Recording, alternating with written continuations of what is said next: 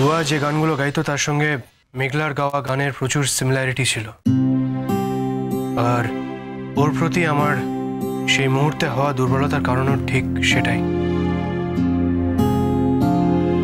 ও গান গাইলে আমার মনে হতো যেন ও আমার খুব চেনা কেউ, খুব পরিচিত। ওর প্রতি আমার যতটুকু যা দুর্বলতা ছিল সে একটাই কারণে, তাছাড়া অন্য কোনো কারণ কোনোদিনই ছিল না।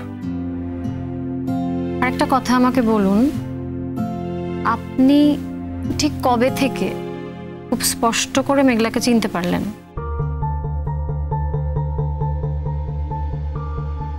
আচ্ছা, এই প্রশ্নটা আমি বরং মেঘলাকে করি। মেঘলা, আমি শুনেছি আপনি একটা সময় কাউকে কিছু না জানিয়েই ওই বাড়িতে অ্যাটেন্ডেন্ট হয়ে গিয়েছিলেন।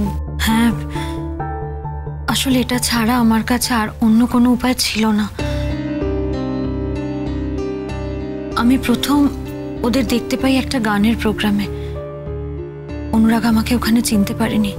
কি করব আমি বুঝতে না পেরে ওই প্রোগ্রামেরই যে অর্গানাইজার তাদের কাছ থেকে টুয়ার বাড়ির অ্যাড্রেস নিয়ে টুয়ার বাড়িতে যাই। আমাকে টুয়াদের বাড়িতে একটা মিথ্যে কথা বলতে হয়েছে। আমাকে বলতে হয়েছিল যে ওর গান আমার এত ভালো লেগেছে, আমি ওর সাথে দেখা করতে এসেছি।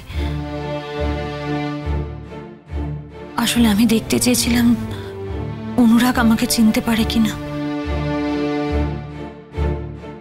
আমি এটাও চেয়েছিলাম যে যত তাড়াতাড়ি সম্ভব অনুরাগকে সুস্থ করে আমি বাড়ি নিয়ে যাব।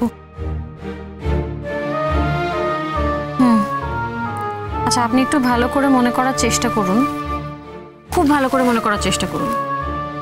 আপনার কি মনে হয়েছিল যে উনি অনুরাগ? আমি আমার অনুরাগকে চিনতে পারবো না, এটা হতে পারে না।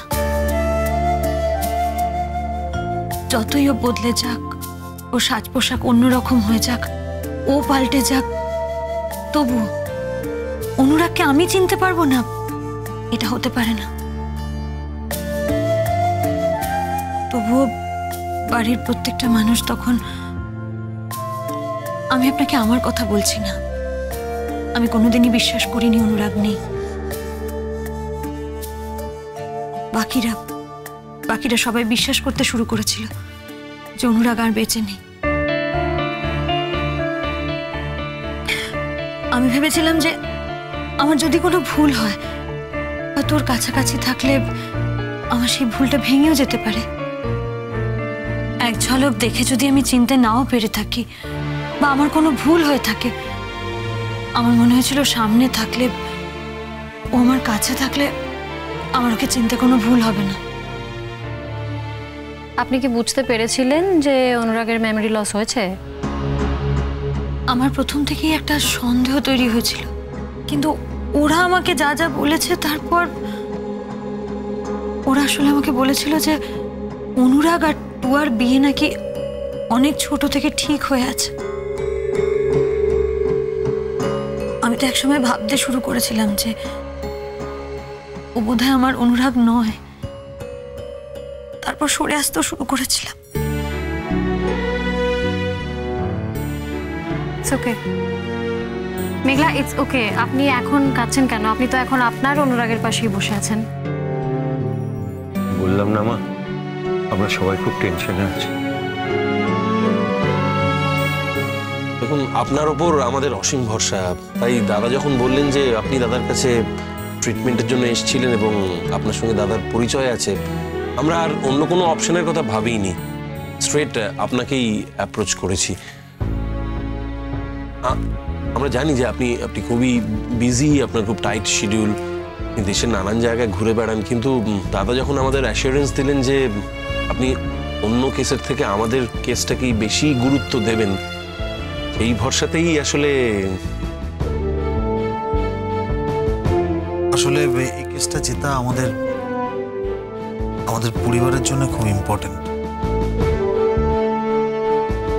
মানে আমাদের পরিবারের স্টেবিলিটি, মেঘলার জীবন, তাতানের জীবন, ওদের কেরিয়ার, সমস্ত কিছু নির্ভর করছে আপনার এই কেসটা জেতার উপর। আপনারা ধরে নিচ্ছেন কেন যে এই কেসটা আপনারা নাও জিততে পারেন? আসলে এই পুরো ব্যাপারটা একটা ছোট্ট প্রবলেম আছে। যে সময় আমার স্মৃতিশক্তি হারিয়ে গেছিল সেই সময়কার কোনো ডক্টর সার্টিফিকেট আমাদের কারোর কাছে নেই, আর ওরাও সেটারই অ্যাডভান্টেজ নিয়ে আমাদেরকে টার্গেট করার চেষ্টা করছে।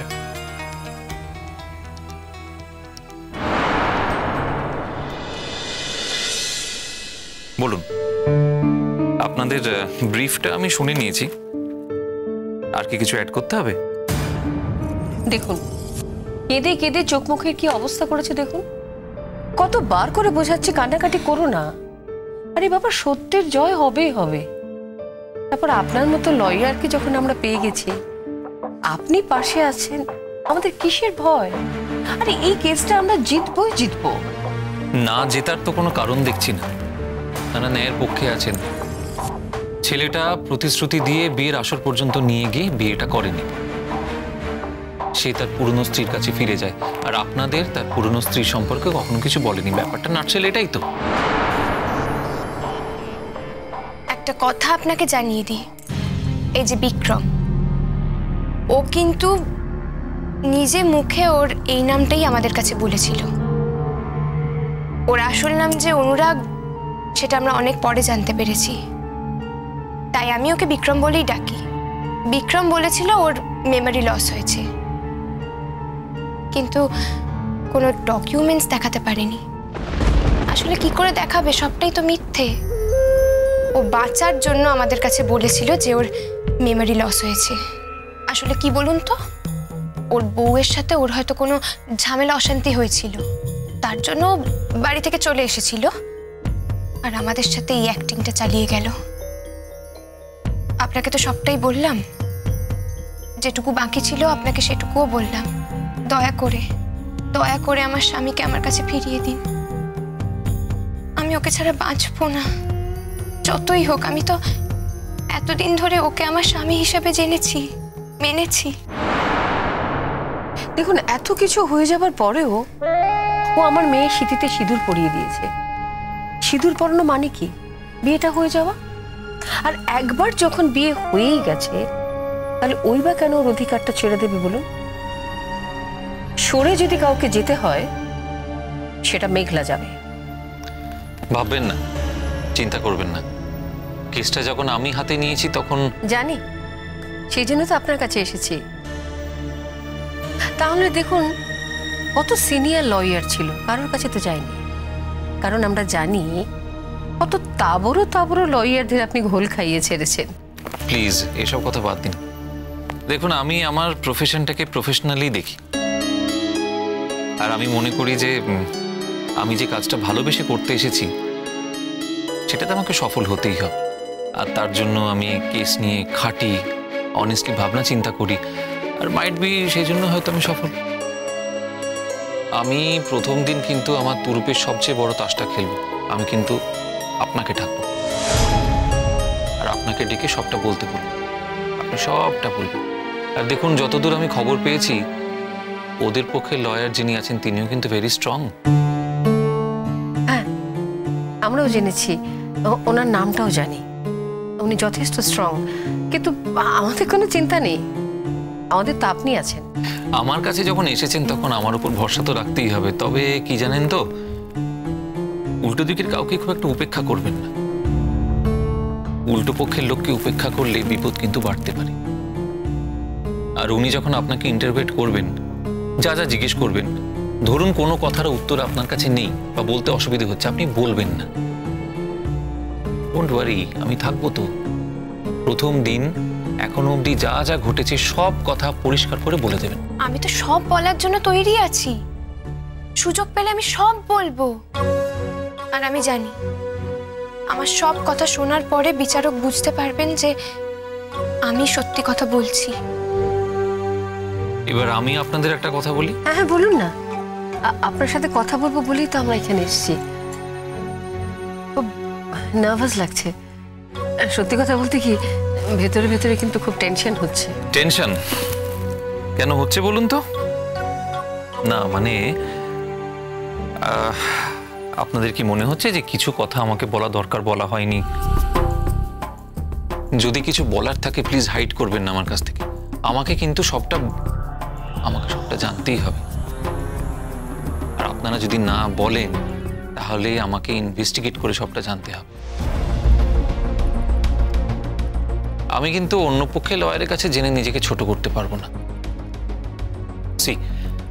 আপনারা আমাকে টাকা দিয়েছেন, একটা কেসের দায়িত্ব দিয়েছেন, তাই কাইন্ডলি সবটা আমাকে বলুন, হাইড করবেন না। আমি তো আপনাকে সব সত্যি কথাই বলেছি, কোনো মিথ্যে কথা তো বলিনি।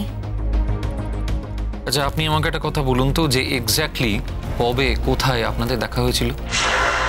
ওই যে বললাম, পাহাড়ে আমাদের দেখা হয়েছিল। রাইট, বেড়াতে গিয়েছিলেন? হ্যাঁ। আর উনি তো ওখানেই। হ্যাঁ, বেড়াতে গিয়েছিল, ওই বেড়াতে গিয়েই তো আলাপ। তো এই প্রথম আলাপে উনি কি বলেছিলেন?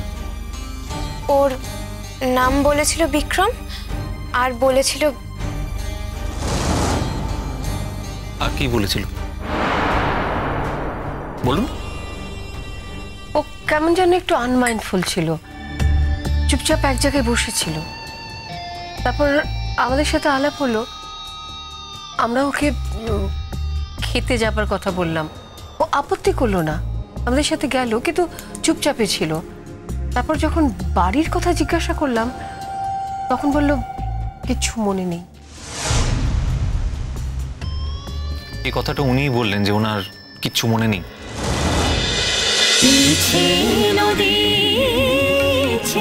নদী